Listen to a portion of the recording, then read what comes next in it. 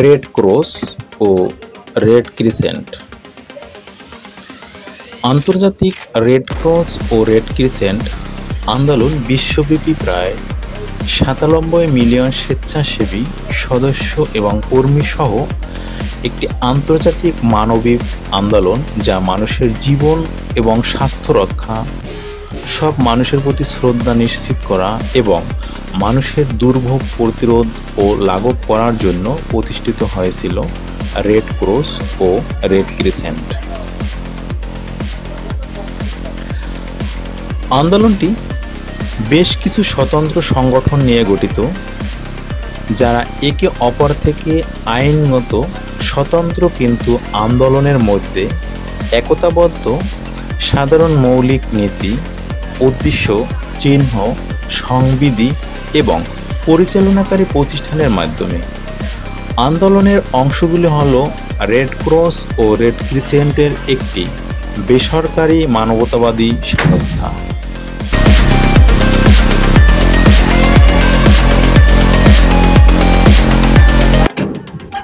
Red cross ও red crescent জনক জিন Henry ডুয়ান্ট ৮ মে ১৮২৮ সালে জেনেভা, সুইজারল্যান্ডে একটি ধর্মপ্রাণ ক্যালভিনিস্ট পরিবারে জন্মগ্রহণ করেন এবং ৩০ অক্টোবর ১৯১০ ৮২ বছর বয়সে হেইডেন, সুইজারল্যান্ডে মৃত্যুবরণ করেন। ফরাসি, আলজেরিয়া এবং তিউনিসিয়ার ব্যবসায়িক স্বার্থ রাখেন। ১৮৫৯ সালে নেপোলিয়নের তৃতীয় আবেদন করতে যাওয়ার পথে তিনি উত্তর ইতালির সলফেরিনোয় যুদ্ধে পরিণত প্রত্যক্ষ করেন।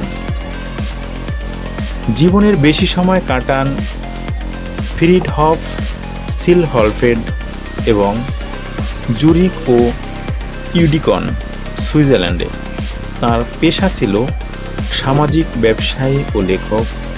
রেড ক্রিসেন্ট প্রতিষ্ঠার জন্য পরিচিত হন এবং নোবেল শান্তি পুরস্কার পান ১৯০১ সালে।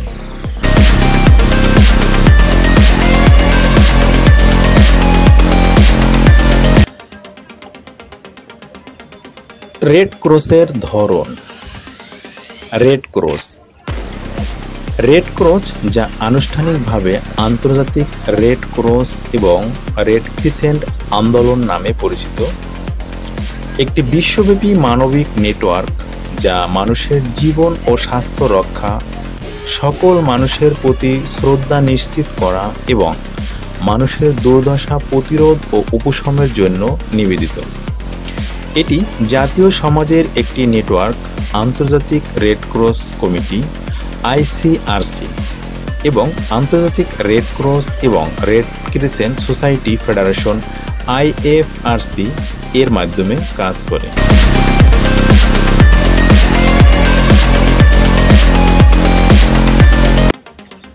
রেড ক্রিসেন্ট ১৮৭৬ থেকে ১৮৭৮ সাল অটোমান সাম্রাজ্য এবং রাশিয়ান সাম্রাজ্যের মধ্যে সশস্ত্র সংঘাতের সময় স্বেচ্ছাসেবকরা প্রথমে রেড ক্রিসেন্টের প্রতীক ব্যবহার করেছিল।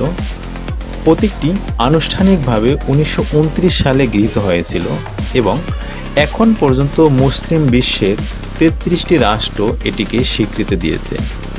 সুইস পতাকার রং পরিবর্তনের জন্য ধর্মীয় প্রতীকের পরিবর্তে রেড ক্রস প্রতীকের আনুষ্ঠানিক প্রচারের সাথে মিল রেখে লাল ক্রিসেন্টকে অটোমান সাম্রাজ্যের পতাকার রং পরিবর্তন থেকে উদ্বুদ্ধ হিসেবে উপস্থাপন করা হয়েছে।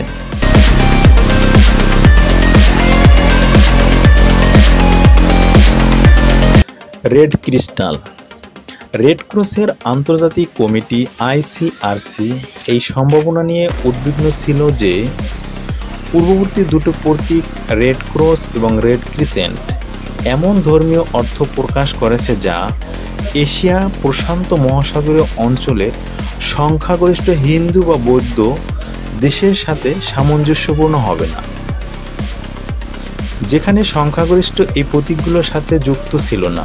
অতএব ১৯৯২ সালে তৎকালীন রাষ্ট্রপতি কর্নেলিয়াস সোমারুগা সিদ্ধান্ত নেন যে তৃতীয় আরও নিরপেক্ষ প্রতীক প্রয়োজন।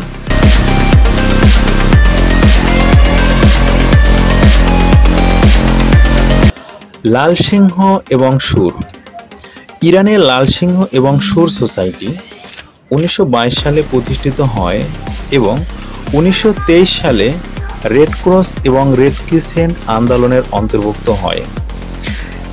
ইরানের দুই প্রতিদ্বন্দ্বী অটোমান এবং রাশিয়ান সাম্রাজ্যের ব্যবহৃত অর্ধচন্দ্র এবং রেড ক্রসের বিপরীতে 1864 সালে জেনেভায় এই প্রতীকটি চালু করা হয়েছিল।